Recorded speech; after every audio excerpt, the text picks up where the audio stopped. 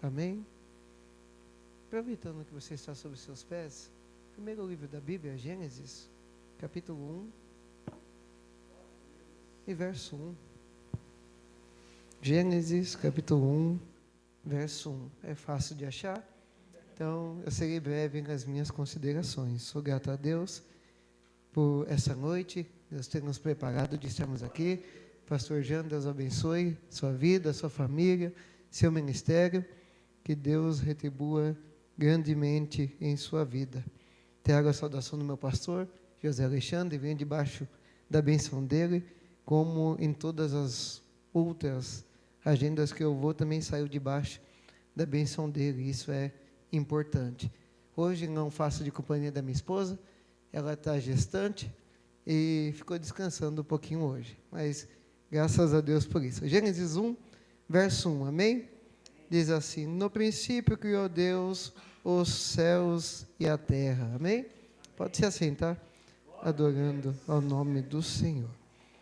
Meus irmãos, a primeira frase, nós podemos dizer, da Bíblia, vem trazer o sentido de que não existia nada, e Deus começa a tomar as suas providências em meio ao nada.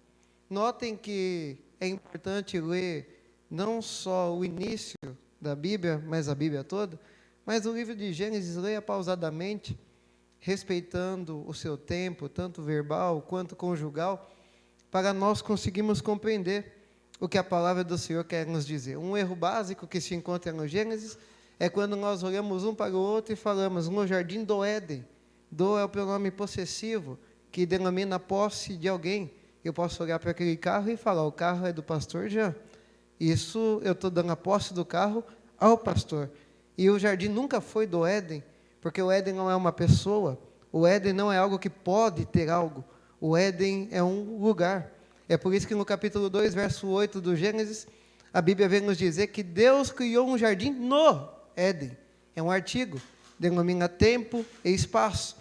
Então, Deus ali está denominando que no espaço, entre dois rios, Eufrates, lá o Tigre, lá na Mesopotâmia, atual Iraque, foi fundado ali o jardim no Éden, não o jardim do Éden. Então nós compreendemos que é bom ler pausadamente esses versos, para nós não cairmos numa compreensão comum, sendo que a compreensão aqui é um pouco mais profunda. Note que no princípio, Deus criou os céus e a terra. Se Deus criou no princípio, é porque não existia nada antes disso.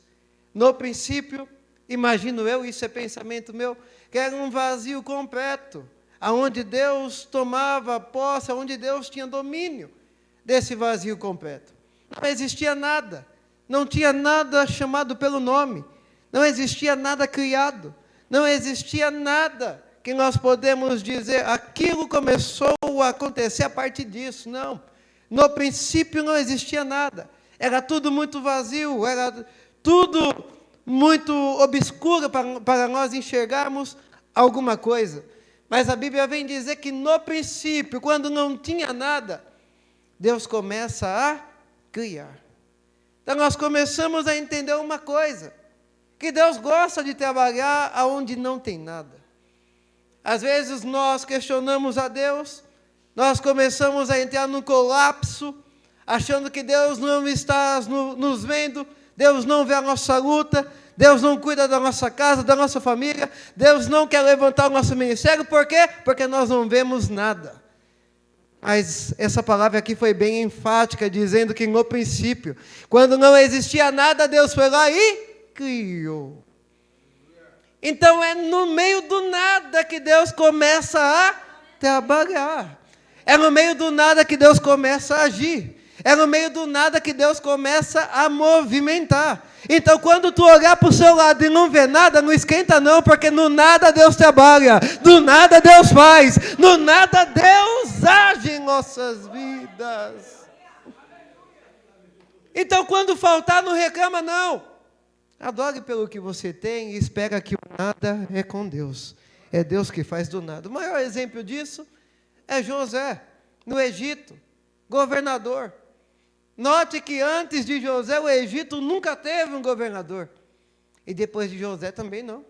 Antes de José, quem governava eram os faraós. Já tinha ali o governo da terra em suas mãos. Depois de José, o Egito virou uma república. Tem lá o seu primeiro-ministro, a pessoa que comanda aquelas terras. Então nós notamos que antes de José não teve. Depois de José também não. Aí vamos pegar a vida de José.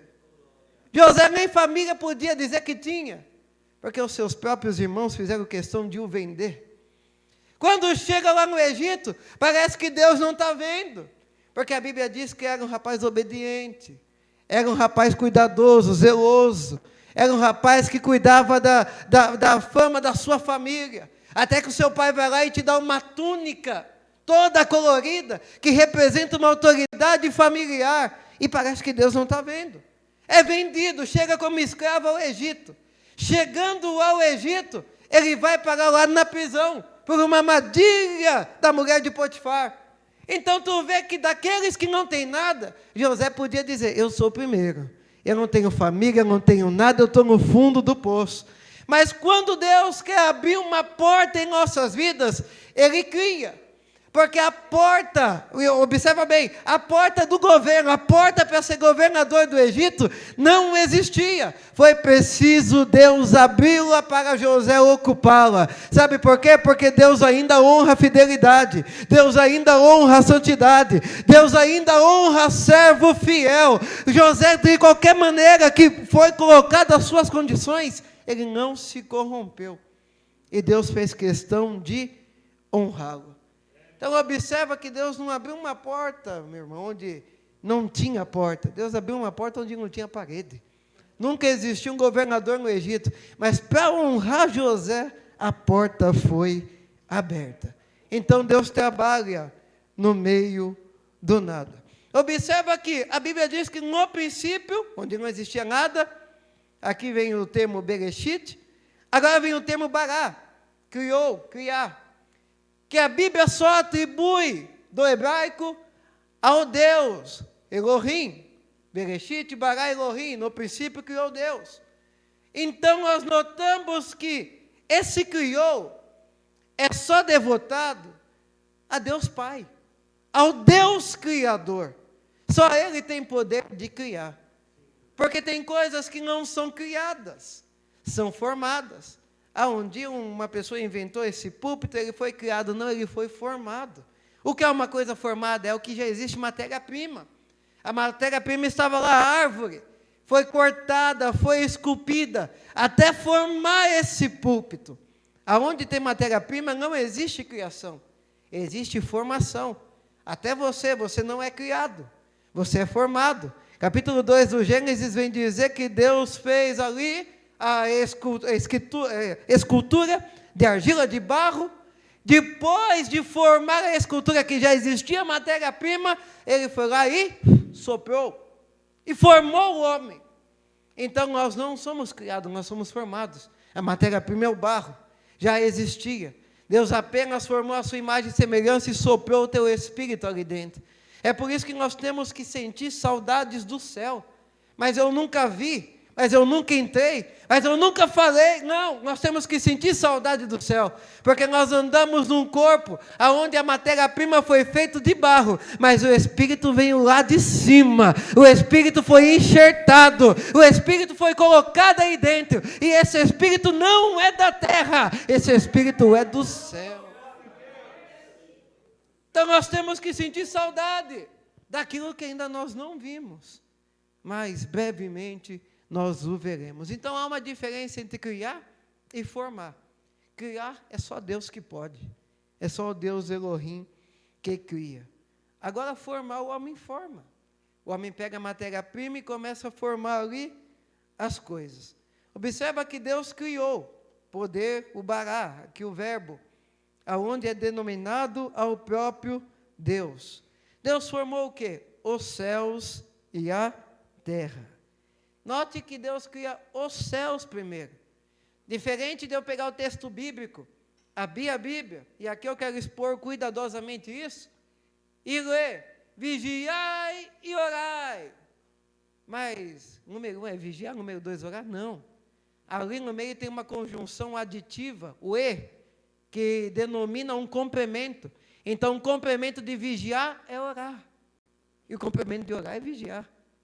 Se tu vigia, mas não ora, não está servindo.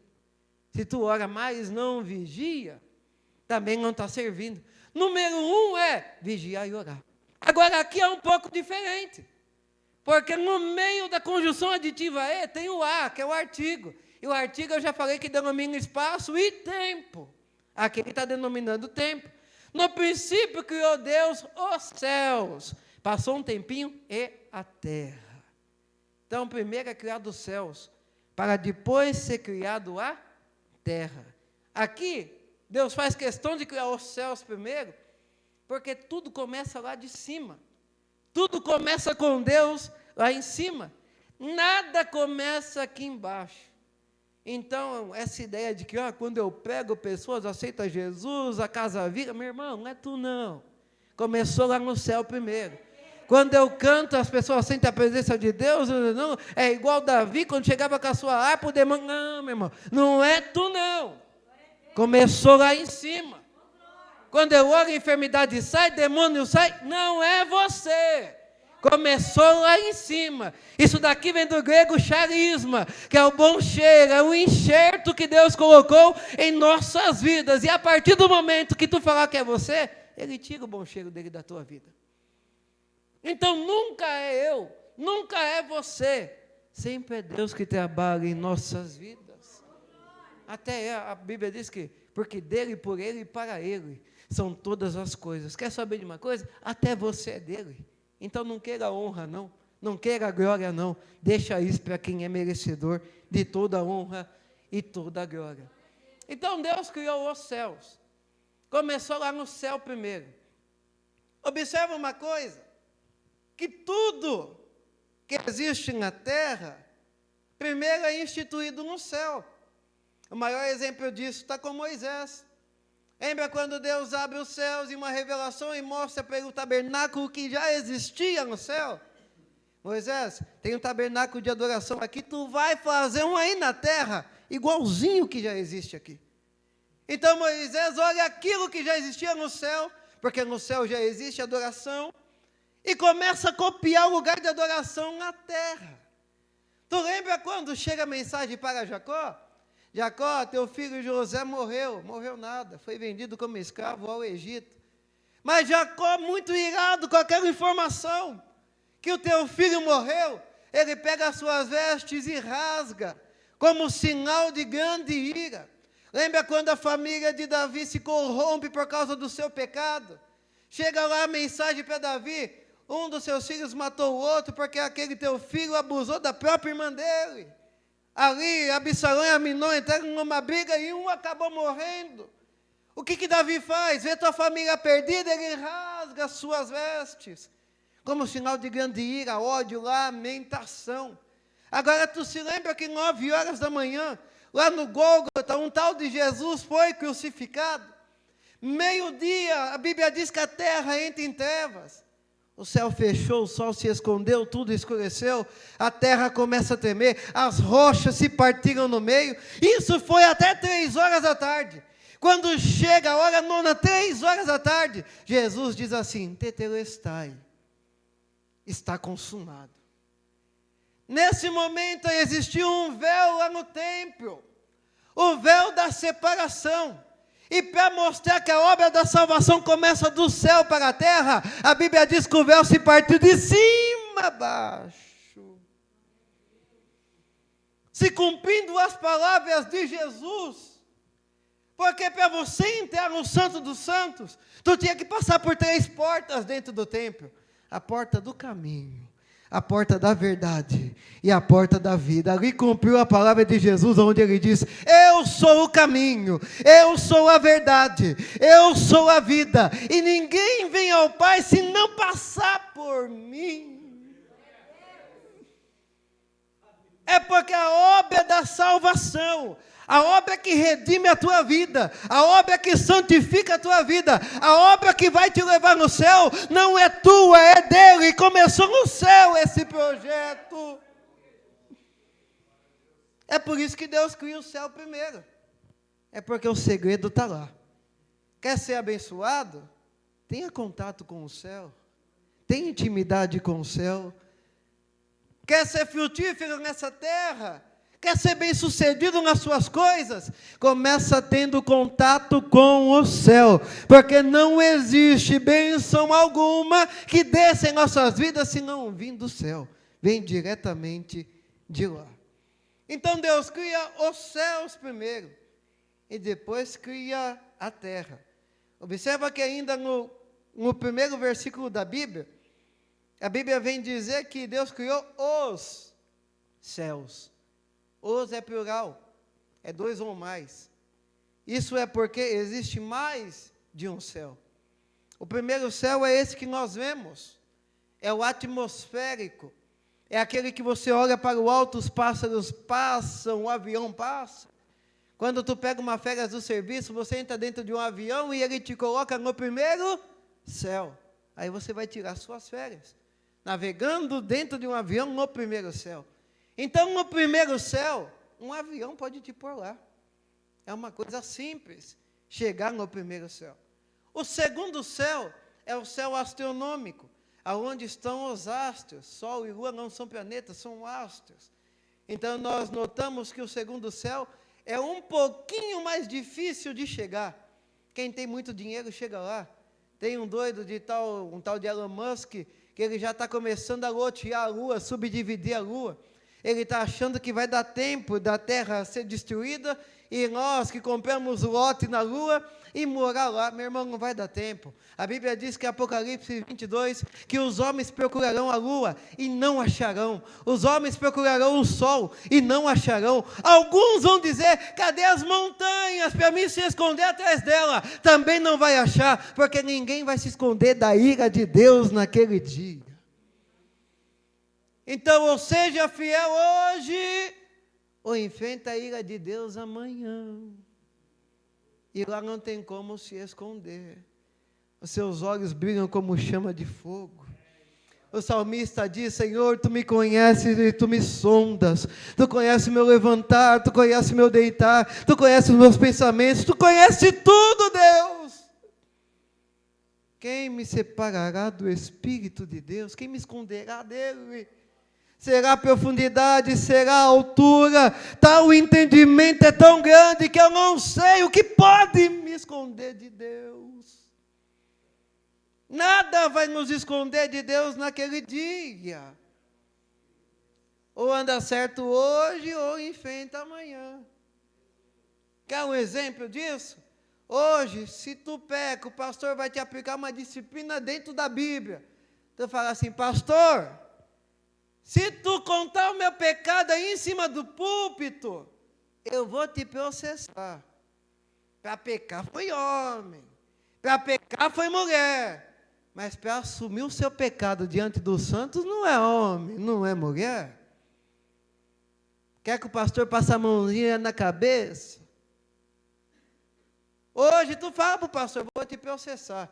Naquele dia, naquele grande dia, Deus vai abrir 3 livrinhos. O primeiro livro é a palavra de Deus, para mostrar que tu estava com o manual na mão, mas não seguia. O segundo livro são os livros das obras. E Deus vai fazer questão de ler obra por obra que você praticou. Porque hoje tu está tendo tempo para se consertar. Ah, hoje tem muita igreja na cidade, tem tanto e você não se conserta em nenhuma. É difícil ouvir isso, né? Mas é a verdade. Naquele dia Deus vai ter paciência, porque Ele está tendo paciência hoje com você. Naquele dia Ele vai ter paciência de ler obra por obra que você fez. E aí, tu vai processar Deus também? E o último livro é o livro da vida. É só para mostrar que o nome não está lá. Fica difícil, né? Então, larga essa coisa de não tem nada a ver não é coisa de crente, não. Crente anda com o manual, crente anda com a Bíblia. Essa turma do nada a ver vai ter bastante lá embaixo nesse dia. Agora eu e você andamos conforme a Bíblia, conforme a doutrina, conforme o ensinamento, conforme nós aprendemos a andar. Nós andamos com base em uma palavra. E quem anda com base na palavra de Deus não anda de qualquer jeito. Não vim aqui apontar pecado. Não vou falar de pecado aqui. Eu só estou falando que se precisa de conserto, ainda há tempo para se consertar. O segundo céu é esse, aonde Paulo diz que a nossa luta não é contra a carne nem sangue, mas contra os principados e potestades do mal, das trevas, que estão nas regiões celestiais. Eu ainda estou no segundo céu. Observa que tem gente que tem costume de dizer que tal pessoa morreu e foi para o inferno. Como, meu irmão? Se o inferno ainda nem foi aberto. Zacarias 14, verso 4, vem nos dizer que quando Jesus descer e pisar sobre o Monte das Oliveiras, o monte se dividirá ao meio. E lá embaixo o inferno vai ser inaugurado, porque Jesus vai lançar o diabo, Jesus vai lançar lá o anticristo, e Jesus vai lançar também lá aqueles que não foram fiel ao seu nome. Então o inferno ainda vai ser inaugurado. Hoje nós lutamos contra os principados e potestades que estão no segundo céu, nas regiões celestiais. Então Deus cria o céu e a terra. Ele olha para a terra e vê que ela está vazia e sem forma. Havia trevas sobre a face do abismo. E o Espírito de Deus se movia sobre as águas. Para resolver a terra vazia e sem forma, e principalmente as trevas que havia na terra, Deus fala pela primeira vez na Bíblia, no verso 3 do capítulo 1 de Gênesis. Porque no princípio ele apenas criou. Agora no verso 3 ele vai falar o quê? E disse Deus, haja luz e houve luz. Foi a primeira vez que Deus falou na Bíblia, pastor. Ele disse, haja luz e houve luz. Aonde nós entendemos que treva é ausência de luz. Aonde não tem luz, existe as trevas. Observa que Deus disse, haja luz e houve luz. Por que eu disse que nós temos que investigar um pouquinho mais a fundo esses versos? Porque esse haja luz e houve luz, nós poderíamos entender no nosso raciocínio comum, dizendo, Deus criou o sol. Deus criou um tipo de iluminação, a lua. Deus criou algo para haver luz. E não foi isso que Deus criou. O sol, a lua foram criados no capítulo 1, verso 14, no quarto dia da criação. Nós ainda estamos no primeiro. Aonde Deus disse no quarto dia da criação, haja seres luminares na face do céu, para dividir o dia da noite, sol e lua. Esse haja luz e houve luz, não é sol, não é lua, é um pouquinho mais profundo. Lembra quando Moisés conversava com Deus todo dia? O Senhor, a Bíblia diz que o Senhor ficava face a face com ele. É lógico que ele não ouvia, era força de expressão para denominar que Deus estava próximo. Ali, Moisés falava para Deus, Senhor, eu te vejo, Senhor, eu converso contigo, tenho intimidade contigo, mas deixa eu ver a tua glória. Aí Deus olha para ele e diz, tu não pode ver não, porque se tu ver, tu vai ter que morrer. Mas é o seguinte, eu vou passar ali de costa atrás do monte, tu olha bem naquela fenda que tu vai me ver de costa. Moisés fica olhando, Deus passa. A Bíblia diz que quando Moisés desce de novo para falar com o povo nem o reconhece, de tanta glória que estava estampado na sua face. Quem és tu? Quem é este homem? Porque o rosto dele brilha, é a glória de Deus, estampada no rosto de Moisés. Então observe uma coisa, essa luz, do haja luz e houve luz, é a glória de Deus sendo criada. Note que no Apocalipse, capítulo de número 22, A partir ali do verso 5, a Bíblia vem dizer que a glória de Deus é como uma pedra preciosíssima, como um jaspe resplandecente. Agora vem o melhor. Eu e você, quando subimos ao céu, nós não vamos ver a face de Deus. Nós não temos essa capacidade. Nós não temos essa estrutura. Quem vê a face de Deus, ali são os querubins e os serafins. E se um anjo desce na terra, a terra se parte ao meio, porque eles carregam uma glória do próprio Deus que a terra não aguentaria. Eu e você não vamos ver a face do próprio Deus, mas isso não nos fará falta, porque a Bíblia diz que lá não haverá dia, e lá não haverá noite, lá não haverá luz do sol, lá não haverá lâmpada para resplandecer, mas lá vai ter a glória de Deus, luz iluminando, dia após dia, nós vamos viver, andar, cantar debaixo da glória do próprio Deus. Então, ver a face de Deus acaba ali se complementando em apenas viver debaixo da tua glória. É por isso que a Bíblia é bem enfática em dizer que lá não haverá noite. Porque noite na Bíblia é tristeza, noite na Bíblia é insegurança, noite na Bíblia é medo, noite na Bíblia é dor, e lá não tem isso. Conjecturando que o Apocalipse diz, ele diz que lá vai haver um anjo com um lencinho. Aqui eu estou conjecturando, não é assim que a Bíblia fala.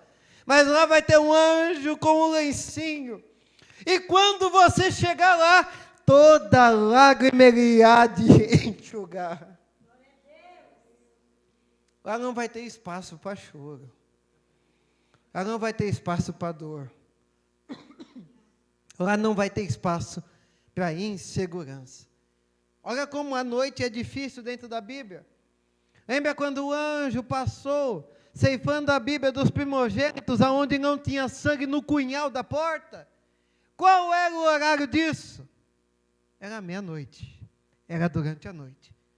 O salmista vem nos dizer que o choro ele dura uma noite, ou seja, só tem choro durante a noite. O choro ele dura uma noite. É por isso que lá não vai haver noite. Porque lá tu não vai chorar, lá tu não vai lembrar dos problemas daqui, lá tu não vai lembrar da dor, lá tu não vai lembrar da humilhação, lá tu não vai lembrar do desprezo, lá tu não vai lembrar mais de nada, lá só vai ser glória ao nome do Senhor. Não tem espaço, pastor Jean, para choro. Aqui a gente chora bastante, mas lá não tem espaço para isso. Lá é glória atrás de glória, e o nome de Deus é exaltado. Vou dar um pulo para o verso 11, senão não vou conseguir finalizar a palavra. E disse Deus, olha, Deus olhou para a terra, pela primeira vez. E disse Deus à terra, produza, conforme a sua semente, árvore frutífera, produzindo conforme a sua espécie, cuja semente esteja em si mesma, e sobre a terra, e assim foi. Note que a terra já existia, Deus já havia criado a terra, porém, ela não produzia. Aqui você começa a observar na palavra, no verso 11 do capítulo 1, que Deus não enxerta nada na terra, Deus não coloca nenhum aditivo na terra, Deus não usa as tecnologias agrícolas que nós temos hoje, aonde uma planta que era para crescer, frutificar em 4, 5 meses, hoje em 1 mês e meio está dando milho, está dando cana-de-açúcar, está dando tudo. Porque a tecnologia agrícola está muito avançada. Quando Deus olha para a terra e diz, produza, Ele não enxertou nada na terra, Ele apenas falou. Ele olhou para a terra e disse, produza conforme a semente que está em ti, árvore segundo a sua espécie. Note que a terra, ela já podia produzir, porque Deus não muda nada na sua composição. Então a terra já podia produzir, ela só não sabia disso. Mas Deus fez questão de chegar lá e dizer: terra, a partir de hoje tu vai produzir. E a Bíblia diz que assim foi. Eu trago a menção de que nós estamos dentro da casa de Deus há quanto tempo? E às vezes nós não produzimos o que nós poderíamos produzir. Observa que Deus é bem categórico: produza conforme a sua semente. Não é produzir o que o outro produz, é produzir conforme a semente que foi colocado aí. Quer um exemplo? O pregador Elivelto, ele tem o costume de pegar aqui, analisando a Bíblia. Agora, eu sei que tem pregador que chega aqui, pula, vira aí, glória a Deus por isso. Aquele pregador produz a sua semente, o Elivelto produz a dele. Então, nós notamos uma coisa: nós temos a capacidade de produzir. Talvez tu entrou aqui nessa noite, tu só não sabe que tu pode produzir. Mas a palavra de Deus vem contra você hoje. Produza. Produza o que Deus colocou aí. Se é oração, ore. Mas ore sem cessar.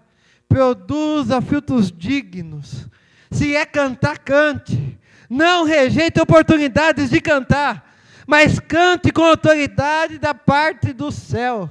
Se é para pegar, estude a Bíblia, medite na palavra. E pegue, meu irmão, como se amanhã não fosse existir. Pegue como se o arrebatamento fosse amanhã. Só não deixa de produzir. É necessário produzir. É por isso que na parábola da formiguinha nós vemos que Deus não tem com o preguiçoso. Deus tem com aquele que trabalha. Deus tem com aquele que se move. Ah, é difícil falar isso, né? Porque nós entramos dentro da igreja, sentamos e estamos tão acomodados, pastor Jean, com esse movimento, e vem uma palavra dizendo que eu tenho que me mover, que eu tenho que produzir, que eu tenho que dar fruto. Deus quer ter um especial com você. Deus quer fazer você produzir. Ele investiu aí, foi um sangue precioso que te comprou. Não foste comprado por ouro nem prata, mas com o sangue carmesim de Jesus. Então nós notamos que foi um investimento muito grande da parte de Deus para com a tua vida. E é necessário que você produza, que você dê retorno deste investimento. Eu sei que tem fases da nossa vida, momentos, que é difícil produzir. Com a terra foi assim também. Então não se lembra que veio o dilúvio? As águas submergiram toda a terra. Ei, tudo aquilo que a terra produziu, morreu. As plantas morreram. Submergiram debaixo das águas. E tem fases da nossa vida que é dilúvio também. Não estou falando só de choro, não. Às vezes o dilúvio passa na tua vida e leva um carro da tua garagem. Às vezes o dilúvio passa na tua vida e te leva uma casa. Às vezes o dilúvio passa na tua vida e leva um dígito da conta financeira. Às vezes o dilúvio passa na tua vida e leva algo insubstituível, como uma pessoa que você tanto ama, mas o dilúvio passa lá. E tu olha para o céu e diz: como que eu vou produzir, Deus, debaixo de tanta água? Mas nota que até o dilúvio ele passa, a água baixa. E quando a água baixou, a terra voltou a produzir novamente. O que tu está dizendo, pregador? Se sobrou uma sementinha aí do último dilúvio. Ah, meu irmão. O zero não multiplica. 0 vezes 0 é 0, 0 vezes 1 é 0, 0 vezes 2 é 0. Mas se sobrou uma sementinha aí dentro, o número 1 já multiplica. Deus vai te usar com essa sementinha. Deus vai fazer essa sementinha produzir, dar fruto. Porque se sobrou algo do último dilúvio que você passou, da última dificuldade, da última luta, do último deserto, Deus vai trabalhar com essa sementinha que sobrou. Restou uma sementinha, mas está na mão dele. E ninguém sabe mexer com semente como ele. Ninguém sabe arar a terra como ele. Ninguém sabe trabalhar na tua vida como ele. Tu é terra e tu é fértil. Tu tem uma semente que o próprio Deus colocou aí dentro. Então é necessário dar frutos. Frutos dignos. Porque às vezes nós damos frutos indignos. Estamos dentro da igreja e produzimos frutos que não são dignos de até entrar dentro do céu. Produzimos frutos que não devemos produzir. Apontamos o dedo acusando, e o acusador na Bíblia é o diabo, não é você. Criamos contenda, fofoquinha aqui e ali, você não foi chamado para isso. Você foi chamado para encher esse templo. Você foi chamado para contribuir para o reino. Você foi chamado para produzir na casa de Deus. É esse o fruto que tu foi chamado a produzir. Então produza, conforme o Senhor ordenou.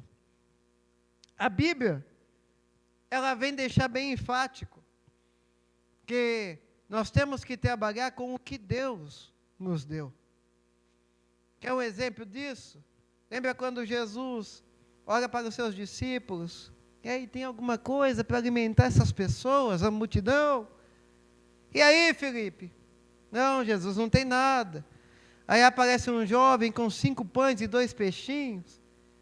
Aí alguns dizem que é multiplicação, não tinha nada multiplicando ali, era graça mesmo. A Bíblia diz que Jesus levantou para o alto e deu graças. Imagina se Jesus olha e diz, tem 15.000 pessoas por baixo, e eu tenho na minha mão 5 pães e 2 peixinhos. Nem se multiplicar por 100, não vai, não dá.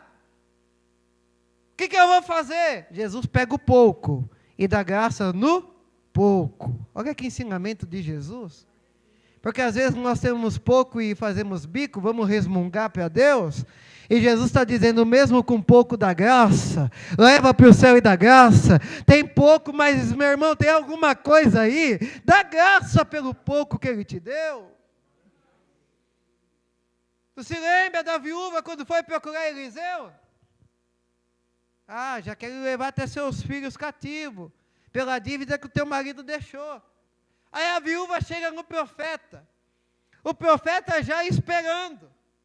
Ele não vai lá e pergunta para a viúva, ei viúva, o que está faltando lá? Ele sabia que estava faltando. O Espírito Santo já tinha testificado no coração dele. Mas ele não vai perguntar, o que está faltando lá? Ele pergunta, declara, o que tens? É porque Deus trabalha com o que tem, não com o que falta. Deus trabalha com o que Ele te deu, não com aquilo que você almeja. Deus quer trabalhar com aquilo que Ele colocou na tua mão. Então hoje declara o que tens e deixa Deus trabalhar com o que Ele te deu, com o que Ele colocou na tua vida, com o ministério que Ele te chamou, com aquilo que Ele te levantou. Declara o que tens e dá graça pelo que você tem. Não é momento de ficar questionando, colocando Deus na parede, está faltando, não tem, o que eu faço? É momento de erguer para o céu e dar graça, porque Ele achou graça na tua vida, Ele achou graça na tua casa, Ele achou graça na tua família, então dê graça por isso, porque o que falta é com Ele. Ele tem poder de criar, Ele tem poder de abrir, Ele tem poder de fazer o que ainda não existe na tua vida. Então, pegando essa referência toda, eu venho trazer uma palavra simples para você nessa noite. Deixa Deus te usar com o que Ele colocou aí dentro. Não queira copiar os outros, não.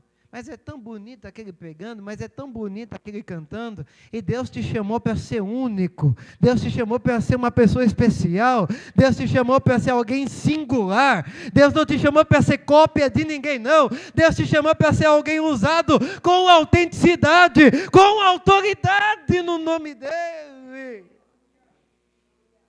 Deixa Ele te usar de maneira única, que você vai ver que grande coisa tu vai produzir para dentro do reino de Deus. O salvo não tem julgamento. Então não vai ser julgado em quesito de salvação lá em cima. Isso daí é para quem está condenado. Ele sim vai sofrer um julgamento pendendo para a condenação. Mas o salvo vai ter uma separação lá em cima, que é mais ou menos assim: vamos ver a qualidade da tua obra.